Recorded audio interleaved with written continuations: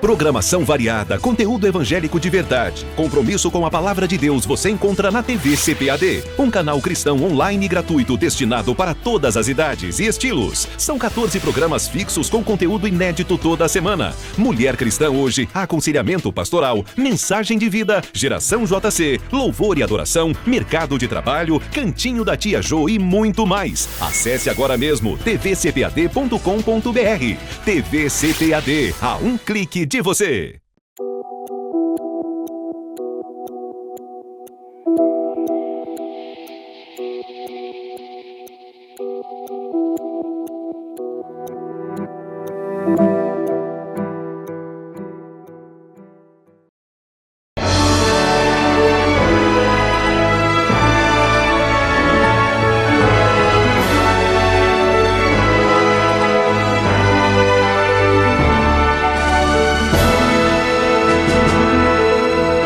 Subsídios.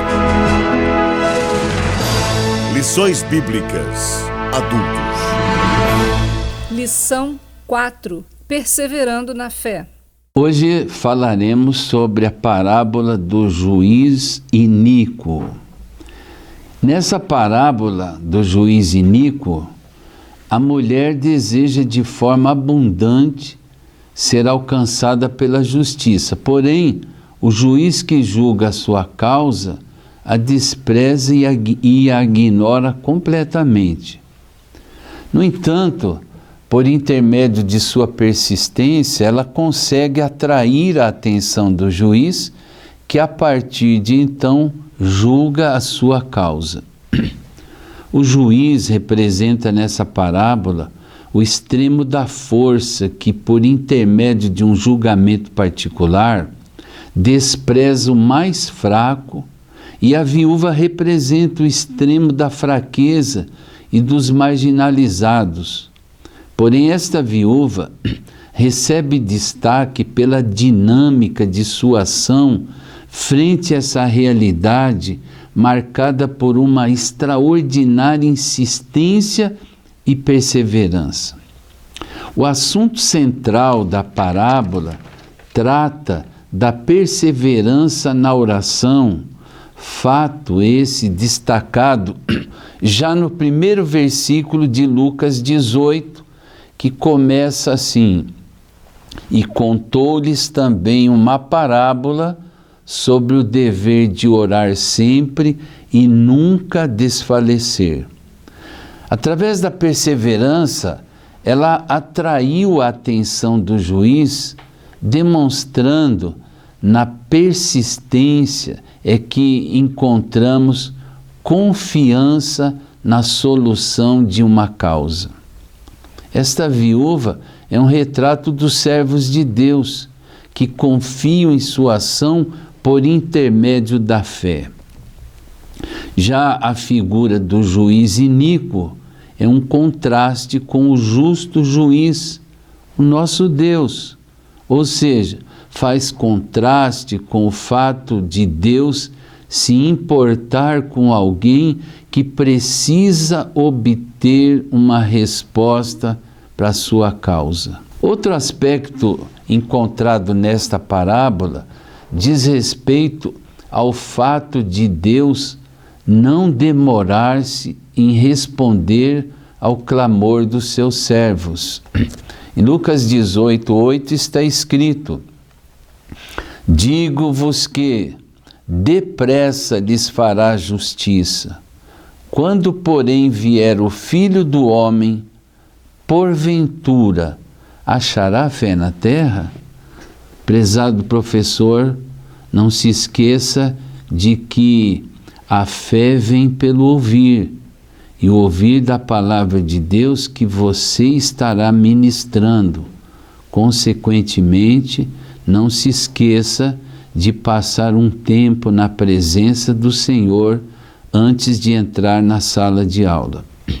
Essa parábola ensina que se um juiz, mesmo iníquo, é capaz de responder a uma causa mediante insistência de alguém, quanto mais Deus irá atender ao clamor e à perseverança dos santos. Esta parábola também trata da ansiedade ao relatar a disponibilidade dessa mulher em clamar ao juiz.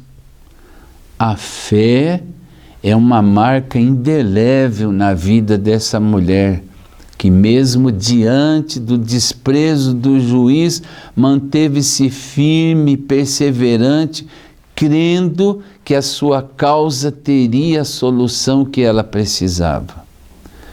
A falta de perseverança e fé tem impedido muitas pessoas de experimentarem uma conclusão para as causas da sua vida. A Bíblia Sagrada, a Palavra de Deus, está repleta de textos que demonstram a bondade de Deus. E essa parábola levanta esse questionamento. A bondade de Deus faz com que Ele ouça aos seus escolhidos. E Jesus ensinou que se vós, pois, sendo maus, sabeis dar boas coisas aos vossos filhos, quanto mais vosso Pai que está nos céus dará bens aos que lhe pedirem. Mateus 7,11. A Bíblia de Estudo de Genebra destaca que as boas coisas referem-se às dádivas do Pai, que Jesus tinha descrito como necessárias para os discípulos, ou seja, retidão, sinceridade, pureza, humildade e sabedoria, e que os que conhecem a sua própria necessidade pedirão a Deus por elas. Já na análise de Mateus 7, versículos 7 e 11, Tasker destaca que o discípulo jamais deve imaginar que a persistência na oração é necessária para sobrepujar alguma indisposição da parte do Pai quanto a responder aos pedidos dos seus filhos. Nem precisará temer jamais que o Pai o despachará oferecendo-lhe algum substituto desprezível. Os atributos morais de Deus expressam o seu caráter e geralmente são divididos em bondade, santidade e justiça. Tratam-se de características divinas que estão presentes no relacionamento de Deus com as suas criaturas. A bondade faz parte da essência de Deus e Deus nos dá uma liberdade tão grande, prevista ali no Salmo 34, verso 8, dizendo que provai e vede que o Senhor é bom, bem-aventurado o homem que nele confia. Além da bondade de Deus, o crente sabe que Deus é justo. Mais uma vez precisamos lembrar que a parábola não deve ser tomada ao nível dos detalhes. O juiz de nossa parábola é iníquo, é injusto, mas o Deus a quem servimos é justo.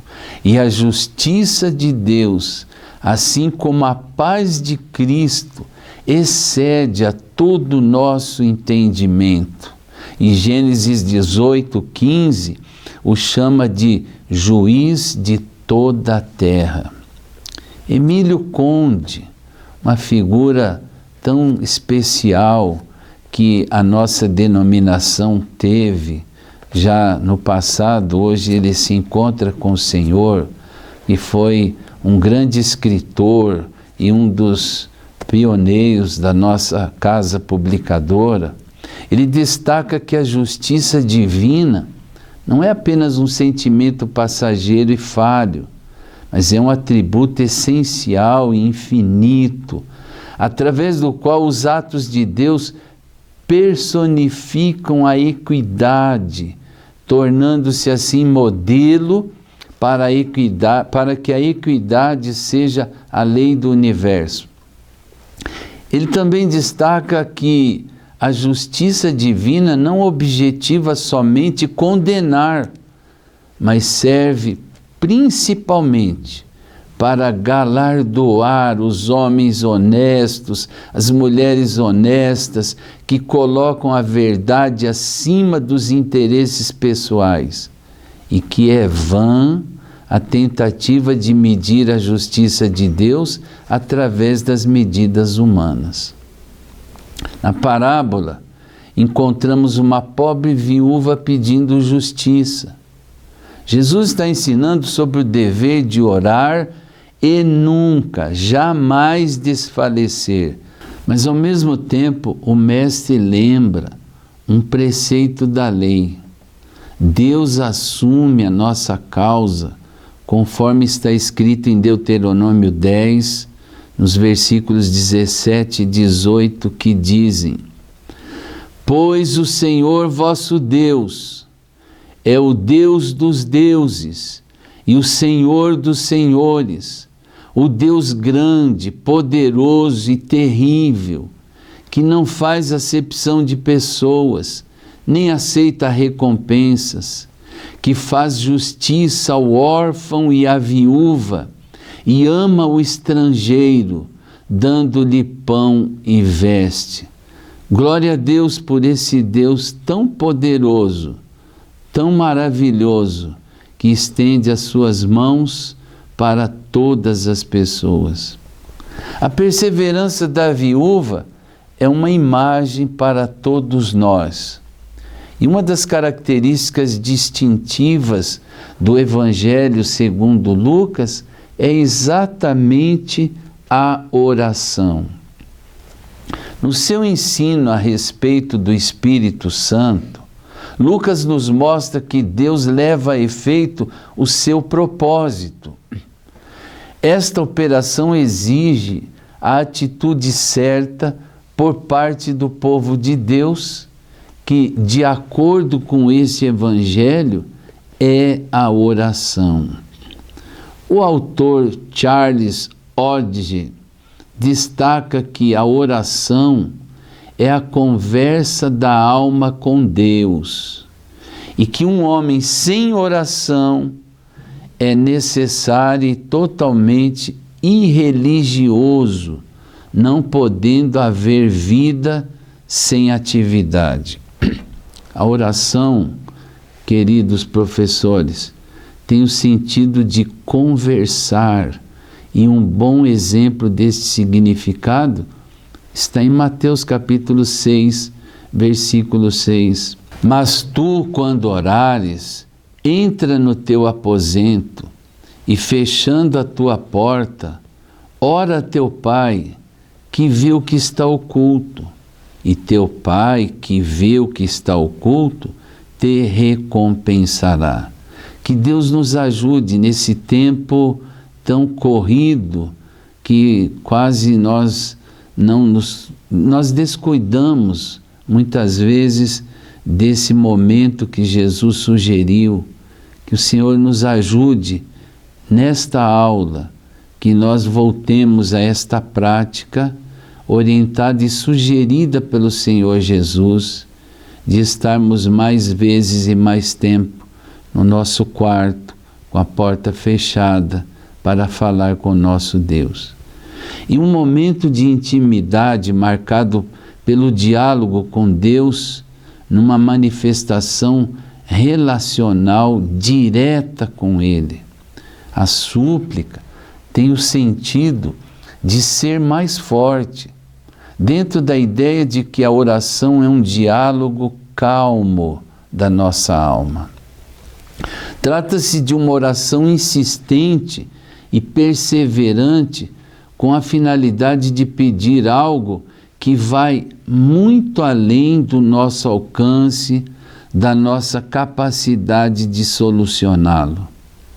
Na oração e súplica, duas atitudes são necessárias, indispensáveis: a fé e a persistência. Em Marcos 11, 23 e 24, a Bíblia diz: porque em verdade vos digo, que qualquer que disser a este monte, ergue-te e lança-te no mar, e não duvidar em seu coração, mas crer que se fará aquilo que diz, tudo que disser lhe será feito. Por isso vos digo que tudo que pedirdes orando, crede que o recebereis e tê-lo-eis. Acentue esta verdade na vida de seus alunos, motivando-os a orar com fé, na certeza de que eles terão respondidas as suas petições. Essa exortação à oração persistente está estritamente ou estreitamente ligada à expectativa da volta do Senhor Jesus. Lucas 17, 22 nos alerta de maneira bastante clara o tipo de oração, mas o perigo de esmorecimento na oração se tem em mente aqui também. A perseverança descrita nesta parábola destaca a atitude espiritual de uma vida pautada pela oração. A mulher perseverante perante um juiz aponta para a necessidade de uma vida persistente e insistente de oração. E a parábola conclui com uma pergunta: quando, porém, vier o Filho do Homem, porventura achará fé na terra? Jesus refere-se aqui à fé da súplica incessante, que não esmorece, ou seja, uma fé perseverante. Essa condição é a fé que, em meio a todas as dificuldades e perseguições, transforma-se em fidelidade e coragem para testemunhar diante dos homens. Então, a fim de preservarmos esta fidelidade, precisamos alimentar uma vida de oração constante e persistente. Eu louvo a Deus pelo estudo desta parábola, que me motiva a gastar um pouco mais de tempo na presença do Pai Celestial. Faça isso na sua vida individual e passe isso para os seus alunos. A interpretação dessa parábola como um ensino sobre a oração persistente tem sido a melhor interpretação ao longo da história da Igreja. A viúva que, com sua insistência, constrange o juiz a uma intervenção, é um modelo de perseverança na fé e na oração confiante. Esperar com firmeza e fidelidade a vinda do Filho do Homem, ou seja, a consumação da nossa salvação, é o melhor incentivo para uma oração corajosa.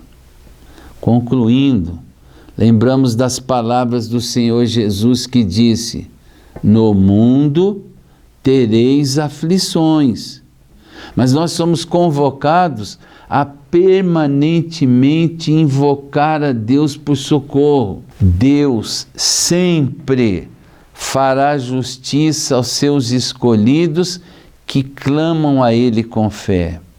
Deus sempre estará junto daqueles que perseveram na fé e na oração. Que o Senhor se digne em te abençoar, querido professor, prezada professora, para que você seja o primeiro, a primeira a desfrutar da bênção advinda desta lição. Deus te abençoe.